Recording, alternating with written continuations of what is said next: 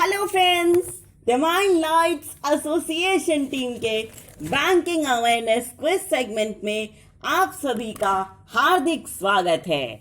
जी हाँ, चलिए दोस्तों, रुक करते हैं आपने इस सेगमेंट का और जानते हैं बैंकिंग से रिलेटेड बहुत ढेर सारे सवाल और उनके जवाब।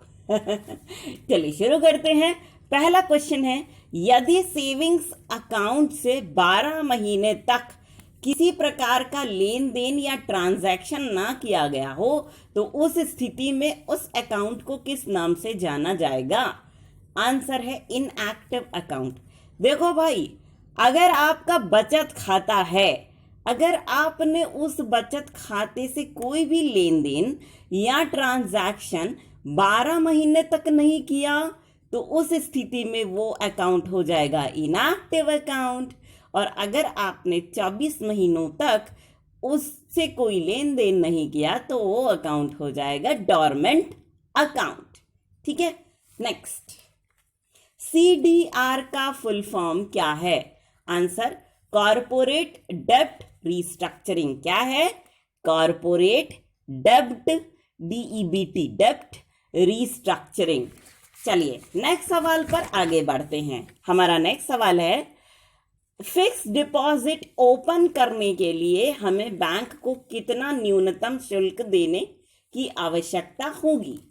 देखो, अगर कम से कम अमाउंट की बात है तो 1,000 रुपये लगते हैं एफडी खोलने में, और अगर ज़्यादा अधिक से अधिक लगते हैं वो तो 10,000 लगते हैं। ठीक है, अलग अलग बैंक पे डिपेंड करता है कि वो एफडी के लिए कितना रुपया आपसे लेते हैं, लेकिन अमाउंट कम से कम 1,000 ले सकते हैं और ज़्यादा 10,000 रुपये ले सकते हैं। इससे ज़्यादा आपसे वो ना चार्ज नहीं कर सकते। ठीक है, नेक्स्ट क्वेश्चन, यदि कोई ग्राहक बैंकिंग लोकपाल द्वारा दिए गए निर्णय से सहमत नहीं है तो ऐसे में वो बैंकिंग लोकपाल के निर्णय को किसके समक्ष चुनौती दे सकता है? आंसर, आरबीआई के डेप्यूटी गवर्नर के समक्ष, जिसको आप बैंकिंग ओम्बड्समैन कहते हैं ना इंग्लिश में, उसको हिंदी में बैंकिंग लोकपाल बोला जाता है। अगर कोई भी बैंक हो, उससे आपको सहायता नहीं मिल पा रही है या आपकी पूर्ति नहीं की, बैंक ने समस्या का समाधान नहीं किया, तो आप कहाँ कंप्लेंट कर सकते हैं? बैंकिंग लोकपाल को कंप्लेंट कर सकते हैं। लेकिन अगर आप मान लीजिए, भगवान ना करे ऐसा हो कि अगर बैंकिंग लोकपाल के निर्णय से आप असंतुष्ट हुए, तो ऐसे में आपको जाना कहाँ पड़ेगा? आरबीआई के डेप्यूटी गवर्नर के पास। गवर्नर नहीं, उससे नीचे जो होते हैं उनके पास आपको जाना पड़ेगा। जैसे कि भैया ऐसा है कि अगर कोई इंसान जिला न्यायालय में अपनी शिकायत दर्ज कराता है, जिला न्यायालय से उसको उचित परिणाम या उचित न्याय नहीं मिलता, तो वो कहाँ अपना चुनौती लगाता है? हाई कोर्ट, यानी उच्च न्यायालय में, उस राज्य विशेष के, है ना। तो मान लीजिए अगर हाई कोर्ट के निर्णय से वो संतुष्ट नहीं हुआ इंसान, तो वो जाके कहाँ निर्णय मतलब अपना याचिका कहाँ दायर करेगा? सुप्रीम कोर्ट में, यानी उच्चतम न्यायालय में। तो वही चीज़ यहाँ पे आ रही है कि पहले तो आप बैंक से कहेंगे कि भैया मेरी ये समस्या है, सॉल्व करिए। बैंक ने नहीं किया सपोज, ठीक है, तो बैंक थी आपके लिए जिला न्यायालय। फिर आपने क्या किया? जब बैंक ने समस्या नहीं सुनी तो आपने बैंकिंग लोकपाल को शिकायत की। ये हो गया आपका बैंकिंग से संबंधित हाई कोर्ट। ठीक है, तो अब वहाँ से आपको न्याय नहीं मिला, फिर आप कहाँ गए? Supreme court. कहाँ पे? आरबीआई के, यानी रिजर्व बैंक ऑफ इंडिया के डेप्यूटी गवर्नर के पास। ठीक, तो ये है। Next question, national investment and infrastructure fund का मुख्यालय कहाँ स्थित है? आंसर है मुंबई। ओहो, ये मुंबई नगरिया तो देख बबुआ। ओहो, मुंबई के लोगों का तो अभी हाल बुरा है। प्रार्थना करेंगे कि सब जल्दी से जल्दी सही हो जाए और जो लोग भी मुंबई घूमना चाहते हैं उनकी इच्छा जल्द से जल्द पूरी हो जाए। चलिए इसी प्रार्थना के साथ बढ़ते हैं हम आगे अपने अगले सवाल पर। अगला सवाल है, ANBC का फुल फॉर्म क्या है? A for anger, N for Nagpur, B for bank, C for Kolkata. तो ANBC ये जो है इसका फुल फॉर्म क्या है? देखो, A for adjusted, N for net, B for bank, C for credit. तो एडजस्टेड नेट बैंक क्रेडिट। ठीक है, क्लियर हो गया? नाउ आगे बढ़ रहे हैं। अर्थव्यवस्था की ऐसी स्थिति क्या कहलाती है जिसमें मुद्रास्फीति की दर अधिक, बेरोजगारी दर अधिक और आर्थिक वृद्धि दर कम हो जाए? आंसर है स्टैगफ्लेशन। क्या बोलते हैं उसको? स्टैगफ्लेशन। ठीक, स्टैगफ्लेशन। नेक्स्ट, भारत का पहला प्राइवेट सेक्टर बैंक जिसने भारतीय सोने के सिक्के बेचे? आंसर है federal bank, headquarter Thrissur, Kerala. ठीक है, चलिए नेक्स्ट। कॉमर्शियल पेपर में कौन निवेश कर सकता है? कौन कौन से लोग निवेश कर सकते हैं, किस तरह के?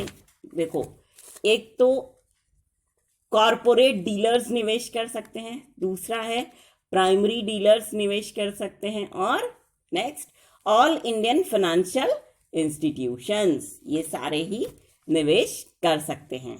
नेक्स्ट है, इनकम टैक्स एक्ट का सेक्शन 80E किससे संबंधित है? आंसर, लिए गए एजुकेशन लोन पर लगने वाली ब्याज दर में छूट से। लिए गए एजुकेशन लोन पर लगने वाली ब्याज दर की छूट से। जैसे मान लो कि हमने 12 लाख का एजुकेशन लोन लिया, मान लो, चलो ठीक है, वैसे लिया नहीं, भगवान ना करे किसी को लेना पड़े। ठीक, तो मान लो हमको उसमें फॉर एग्जाम्पल 10% का इंटरेस्ट लगा।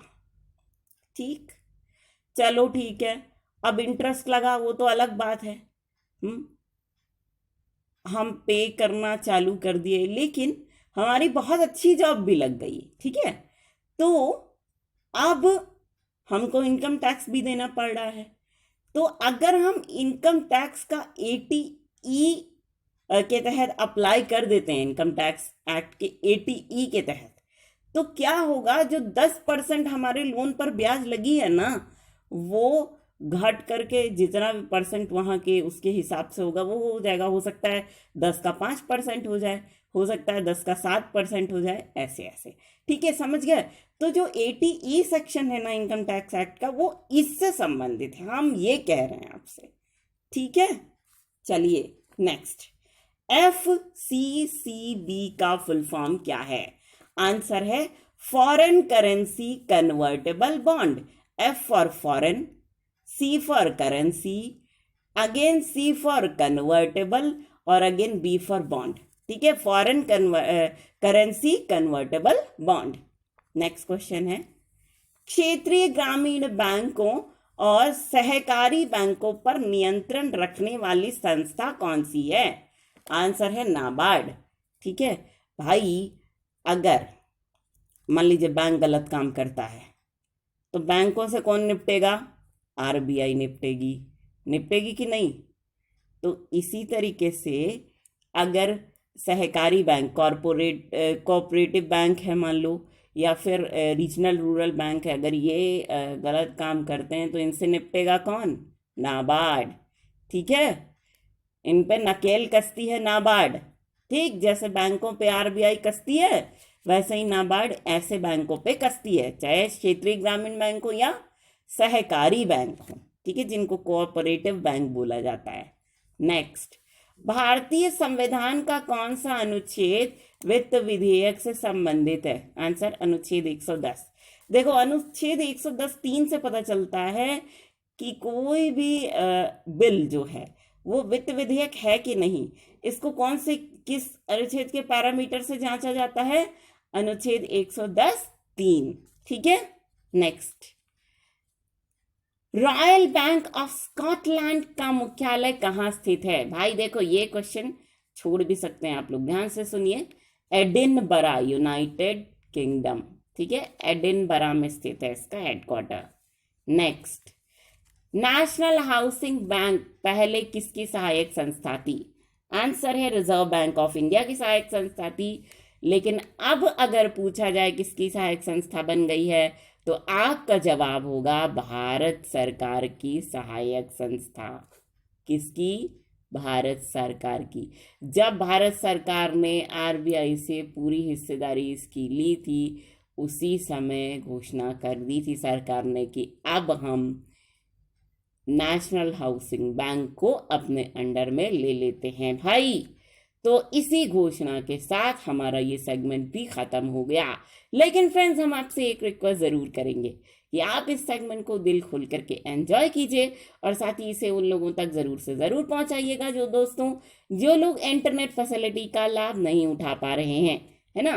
तो इसी छोटे से रिक्वेस्ट के साथ हम आप सभी के ढेर सारे प्यार, जुनून, जज्बात और कड़ी मेहनत के साथ साथ आप सभी की उस कोशिश को भी दिल से सलाम करना चाहेंगे, जिसकी बदौलत ना सिर्फ आप सभी नई नई ऊंचाइयों को छू रहे हैं, बल्कि साथ ही आप सभी हर क्षेत्र में अपनी योग्यता का परचम लहरा पाने में भी भली भांति सक्षम है। तो दोस्तों, इसी बात के साथ और इसी गर्व की भावना को अपने मन में संजोए हुए एक बार फिर पूरी डिवाइन लाइट्स एसोसिएशन टीम की ओर से हम आप सभी को कहना चाहेंगे दिल से प्यार भरा नमस्कार।